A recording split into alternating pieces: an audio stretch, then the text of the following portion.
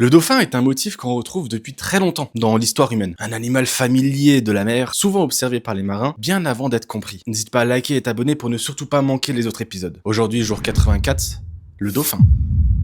Dans l'Antiquité, le dauphin est déjà très présent, notamment chez les Grecs et chez les Romains. Ils apparaissent sur des fresques, sur des pièces de monnaie et des sculptures, toujours liées à la mer et au voyage. À cette époque, il est vu comme un compagnon des navigateurs. Les marins racontent souvent que les dauphins suivent les bateaux pendant des heures, parfois sur de très longues distances. Ces observations répétées installent peu à peu l'image du dauphin comme un animal proche de l'homme, à la différence des autres créatures maritimes, plus craintes. Dans la culture maori, le dauphin est aussi un motif important. Il est lié à l'océan, au déplacement et à la relation entre l'homme et la mer. On le retrouve dans certains tatouages traditionnels, intégrés à des formes géométriques, jamais seul, mais toujours connecté à un ensemble plus large, qui raconte un parcours ou une appartenance. Il devient un motif que l'on retrouve dans les ports, sur les bateaux, puis dans le tatouage. Surtout chez les marins, qui passent une grande partie de leur vie en mer. Contrairement à d'autres animaux marins liés au danger, le dauphin est associé à une présence rassurante. Le dauphin, c'est un motif ancien, présent dans plusieurs cultures. Un tatouage qui raconte la mer, les déplacements et le lien durable entre l'homme et l'océan.